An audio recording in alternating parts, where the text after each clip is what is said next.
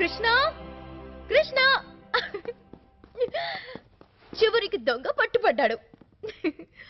అతను తను బయటపడకుండా ఉండడానికి ఎంతో ట్రై చేశాడు. యూనో, నాకు తెలిసిపోయింది మొత్తానికి అసలు క్రిష్ ఎవరో.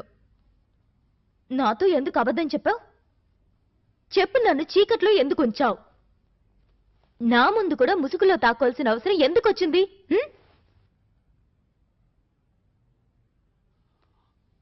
ఆ మాట నువ్వంటున్నావా? నా దగ్గరే నిజాన్ని దాచిన నువ్వు, నన్ను చీకట్లో ఉంచిన నువ్వు ఆ మాట అంటున్నావా? నా ముసుగలకు తొలగిపోయింది.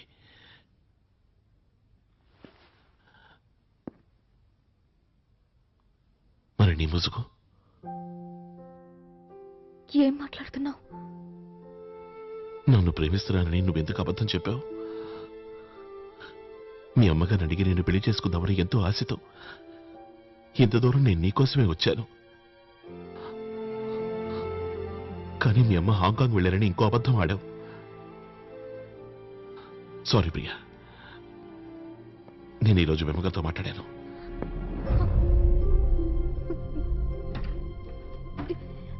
Krishna, I'm sorry. ఒప్పుకుంటున్నాను, మొదట్లో నేను అబద్ధం ఆడాను. కానీ ఇప్పుడు నిన్ను ప్రేమిస్తున్నాను కృష్ణ.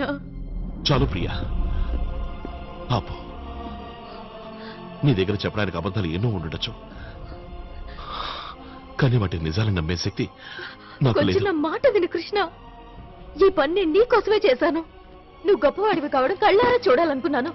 కాసేపట్లో జరుగుతుంది. ప్రపంచం అంతా నీ అద్భుత శక్తుల గురించి తెలుసుకుంటుంది. ఎట్టి పరిస్థితుల్లోనూ అలా జరగకూడదు. నువ్వేమనుకుంటున్నావు? ఆ రోజు ముసుగు ఎందుకు వేసుకున్నాను అనుకున్నావు? నా గురించి ఎవరికి తెలియనివ్వరని, తెలిసేట్టు నడుచుకోనని మా నాన్నమ్మకి మాటిచ్చాను. నా అద్భుత శక్తుల్ని నాలోనే దాచుకుంటానని ప్రమాణం చేశాను. కానీ నువ్వు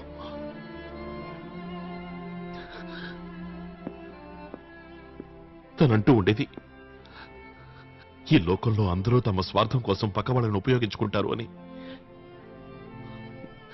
నన్ను ఆపాలనుకుంది నేనే వినకుండా. అసలు ఎందుకు నేను ఎందుకు ఆపాలనుకుంది మీ నాన్నమ్మ? ఆవిడ ఎందుకు నేను ఎప్పుడు తన కళ్ళ ముందే ఉంచుకోవాలనుకుంటుంది? ఆవిడ ఎందుకు ఈ లోకమంతా నీ టాలెంట్ ని గుర్తించకూడదు అనుకుంటోంది? ఆవిడది స్వార్థం కాదు.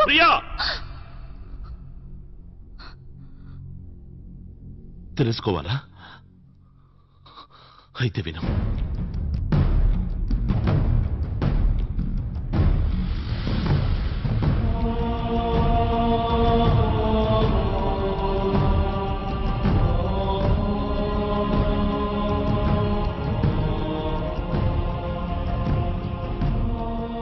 తన కొడుకుని పోగొట్టుకున్న నానమ్మ అదే అద్భుత శక్తులున్న నన్ను కూడా పోగొట్టుకోవడానికి సిద్ధంగా లేదు.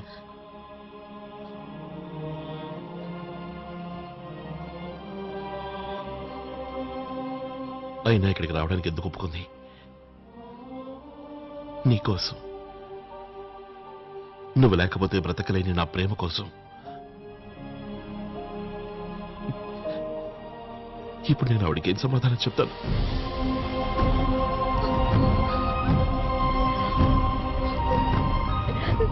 కృష్ణ, నా మాట విను కృష్ణ. కృష్ణ,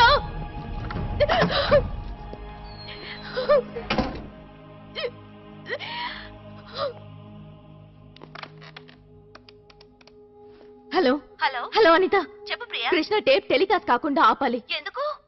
ప్లీజ్ నువ్వు ఇప్పుడే వాడకు. ముందు టెలికాస్ట్ ఆగాలి. కానీ టేప్ బాస్ దగ్గర ఉందే. ఓ మై గాడ్, బాస్ ఎక్కడుంది ఇప్పుడు?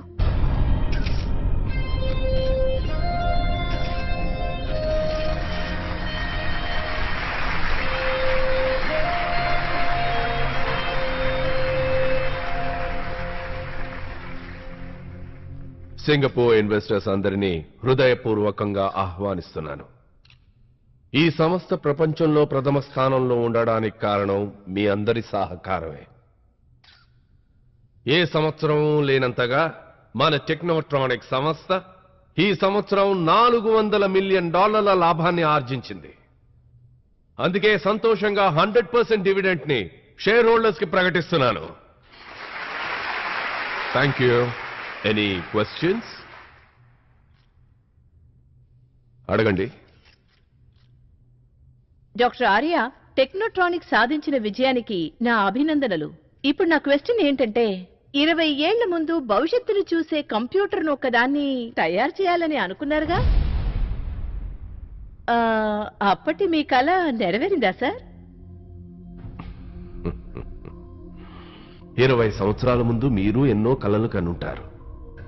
అవన్నీ నెరవేరాయా? ఏమన్నారు? కొన్ని క్వశ్చన్స్ కి ఆన్సర్ చేయడం చాలా కష్టం. మీడియా ఈ విషయాన్ని గుర్తుంచుకోవాలి. నా జీనియస్ ఫ్రెండ్ రోహిత్ మరణించిన తర్వాత నేను కన్నా అద్భుతమైన కలగానే మిగిలిపోయింది. కానీ మిస్టర్ ఆర్య, నేను మీ గురించి చదివి తెలుసుకున్న దాన్ని బట్టి మీకు ఓటమనేదే లేదే. నేను ఖచ్చితంగా గెలిచుండేవాణ్ణే. నా జీనియస్ ఫ్రెండ్ రోహిత్ ప్రాణాలతో ఉండుంటే. Any further questions? ఎక్కడికి వెళ్తున్నారు? సార్, నేను అర్జెంట్గా మా బాస్తో ఒక్క నిమిషం మాట్లాడాలి. ప్లీజ్.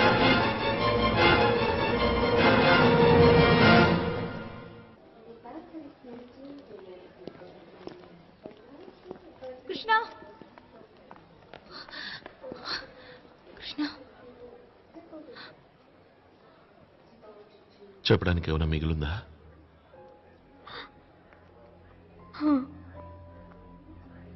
ఏం నీతో ఏదో చెప్పాలట.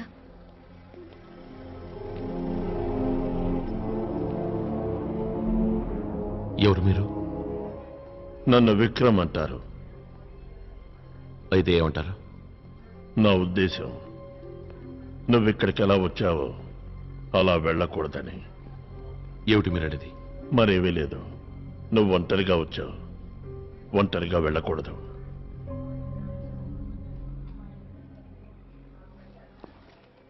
కృష్ణ, మీ నాన్న రోహిత్ బ్రతికే ఉన్నారు.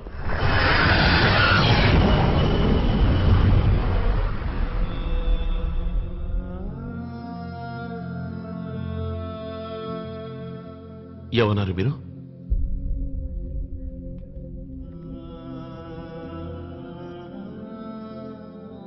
కృష్ణ, ఈ ఫోటో ఉంది చూడు. ఇది మీ నాన్నగారు డాక్టర్ ఆర్య దగ్గర పనిచేస్తున్నప్పటిదే. నేనప్పుడు టెక్నోట్రానిక్స్ లో సీనియర్ సెక్యూరిటీ ఆఫీసర్ని. వయసులో మీ నాన్నగారు చిన్నవారు, ఉద్యోగంలో నేను చిన్నవాణ్ణి. అయినా మాది గొప్ప స్నేహం. ఎందుకంటే మేం భారతీయులవనే కాదు, ఆయన చిరునవ్వులో స్వచ్ఛమైన నిజాయితీ ఉండేది, కళ్ళలో మంచితనం ఉండేది, ఎప్పుడూ సంతోషంగా ఉండేవారు. అలాంటిది ఆయన సంతోషానికి ఎవరి దిష్టో తగిలింది. ఇన్నేళ్లు గడిచాయి, కానీ ఆయన విషయంలో కాలం అక్కడే ఆగిపోయింది. ఆ రోజు ఉదయం వరకు ఆయన పనిలో నిమగ్నమై ఉన్నారు. ఎందుకంటే ప్రాజెక్ట్ కంప్లీట్ చేసి ఇండియా వెళ్ళాలి. Good morning chief. రండి విక్రమ్ గారు, రండి రండి. How are you this morning? నేను చాలా బాగున్నాను చీఫ్. కానీ మీరు ఇదే విధంగా రాత్రి పగలు వర్క్ చేస్తూ ఉంటే నిద్ర అనేది పట్టని రోగం వస్తుంది. ఇక ఇవాళతో ఇవన్నీ చేసే అవసరమే రాదు. ఇవాళ జరిగే ఈ కంప్యూటర్ ఇనాగ్రేషన్ తర్వాత దీన్ని డాక్టర్ ఆర్య గారికి హ్యాండ్ ఓవర్ చేసి నేను నా ఫ్యామిలీ దగ్గరికి వెళ్ళిపోతాను విక్రమ్ గారు. చీఫ్, మీరు తప్పుగా అనుకోకండి. మనం భవిష్యత్తును చూడగలమంటే నాకు నమ్మకం కలగడం లేదు. దేనైనా చూస్తే గానీ నమ్మరనుకుంటా. మీరు చూశారంటే అప్పుడు నమ్ముతారు.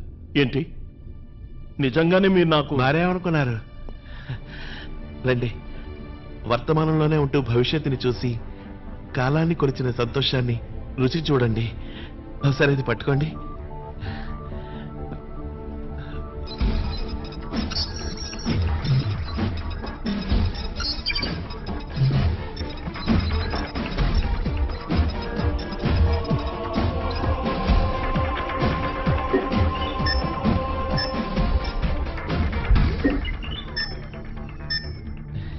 రెటీనా స్కాన్, నా కంటి చూపు.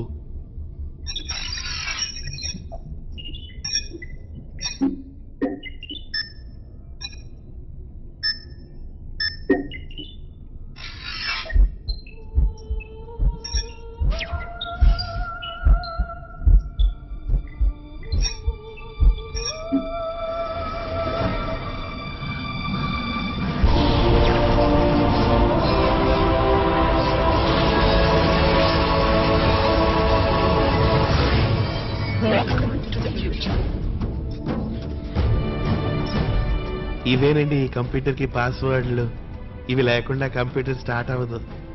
అయితే మీరు మన ఇండియా వెళితే ఇక్కడెలా సార్ మళ్ళీ? అంతకు ముందే నేను కంప్యూటర్ పాస్వర్డ్ మార్చేస్తాను. ఆ తర్వాత డాక్టర్ ఆర్య గారు మాత్రమే స్టార్ట్ చేయగలుగుతారు. చెప్పండి, ఏం చూడాలనుకుంటున్నారు మీరు? నేనేమీ చూడదలుచుకోలేదు చీఫ్. కానీ మీరే చెప్పారుగా మీ ఆవిడ ప్రెగ్నెంట్ అని. చూసి తెలుసుకుంటే సరిపోతుందిగా పుట్టేది మగబిడ్డ ఆడబిడ్డ అని. అయితే సరే, అదే చూద్దాం.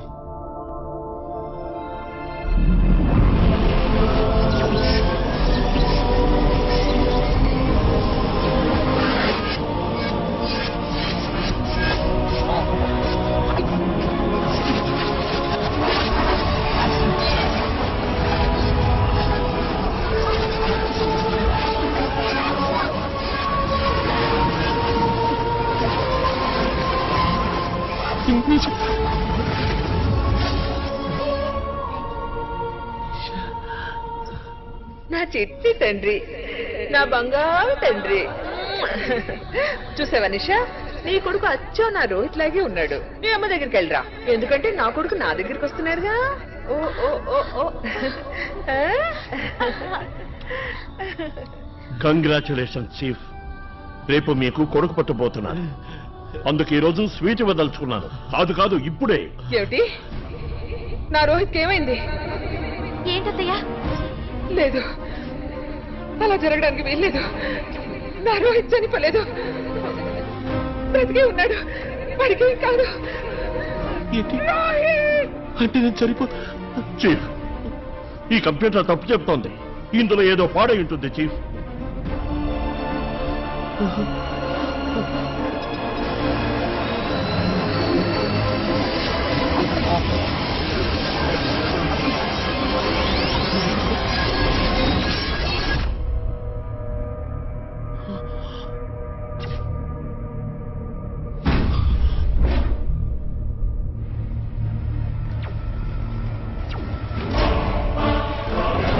డాక్టర్ ఆర్య, అక్కడ 6:40 అయింది, ఇక్కడ 6:30. అంటే 10 నిమిషాల్లోనే ఈ రూమ్ లోనే.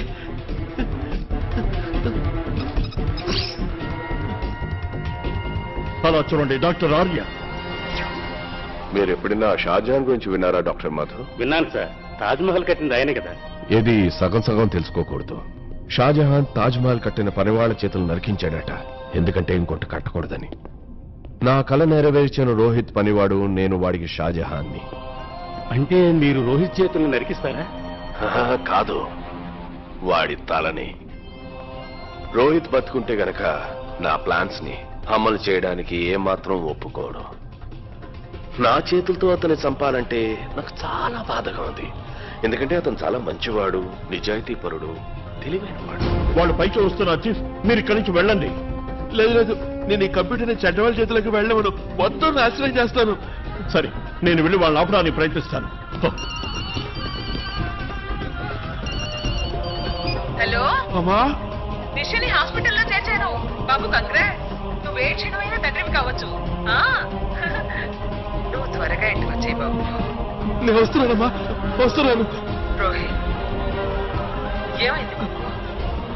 అదోలా మాట్లాడుతున్నావే? నా శక్తుల్ని దుర్వినియోగం చేశారమ్మా. ఈ లోకం చాలా చెడ్డదమ్మా. నువ్వే దిగులు పడకమ్మా, నేను వస్తున్నాను. నేను త్వరగా వచ్చేస్తాను.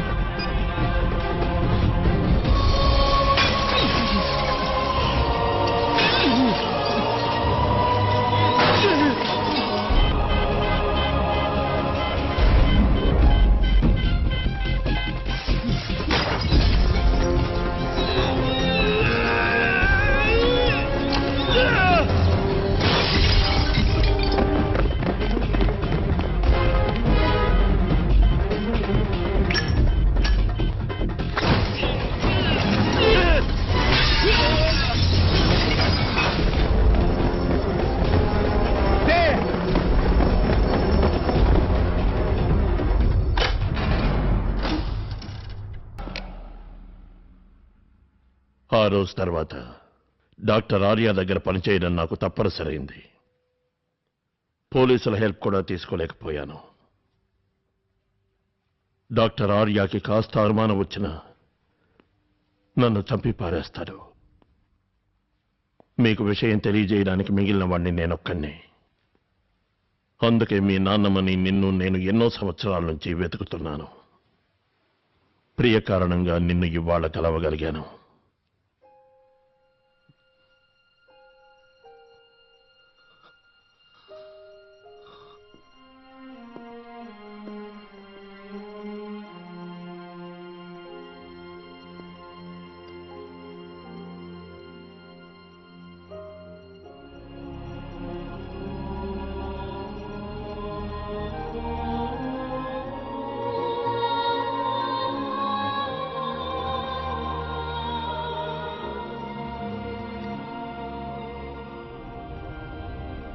డాక్టర్ ఆర్య,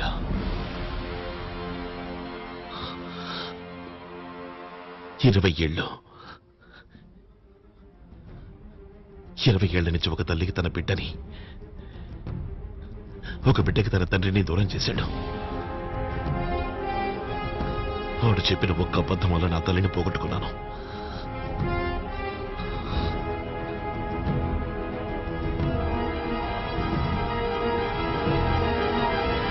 మా నాన్నగారు ఎక్కడున్నారు? ఇక్కడే సింగపూర్లోనే. డాక్టర్ ఆర్య 20 ఏళ్ల నుంచి ఆయన్ని యంత్రాల సహాయంతో మెదడు మాత్రమే బతికుండి శరీరం నిర్వీర్యం అయ్యేలా చేసి బంధించి ఉంచారు. గుడ్ ఈవినింగ్ మిస్టర్ రోహిత్ గారు.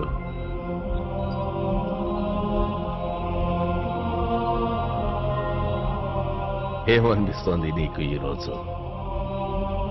ఈ మిషన్లన్నీ నేను సక్రమంగా చూసుకుంటున్నాయిగా? Yes, good. రేపటి రోజు చరిత్రలో నిలిచిపోయే రోజు. ఏమంటే నా ఐఎమ్ సారీ, మన కంప్యూటర్ ఇనాగ్రేట్ కాబోతోంది. అవునవును, మన కంప్యూటర్. నువ్వు లేకపోతే ఈ స్థాయికి తయారయ్యేది కాదు. ఇన్ని సంవత్సరాలుగా నేను చెప్పిందంతా ఓపిగ్గా ప్రశాంతంగా విని నాతో నువ్వు సహకరించావు. నేను అనుకున్నట్టు రేపు కంప్యూటర్ స్టార్ట్ అయ్యాక నాకు నీ అవసరం తీరిపోతుంది, నీకీ కష్టం తీరిపోతుంది.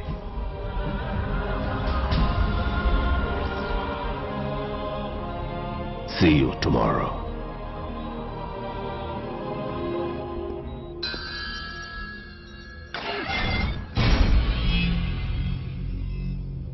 Breaking news. డాక్టర్ ఆర్యాకు ఒక విషయం గుర్తొచ్చింది. ఏదైనా సాధించాలంటే ఆలస్యం చేయకు, అవకాశం ఉంటే వెంటనే చేయి. అందుకే డాక్టర్ ఆర్య ఆలస్యం చేయకుండా ఈరోజే కంప్యూటర్ ఇనాగ్రేట్ చేస్తాడు. అలాగే ఈరోజే రోహిత్ ని అంతం చేస్తాడు. మా నాన్నగారిని ఇక్కడ ఈ గదిలో ఉంచారా? అక్కడి దాకా ఎవరైనా కొత్త మనుషులు చేరుకోవడం ఆల్మోస్ట్ ఇంపాసిబుల్. డాక్టర్ ఆర్య ఆ దీవిలో అన్ని చోట్ల టైట్ సెక్యూరిటీ ఉంచాడు.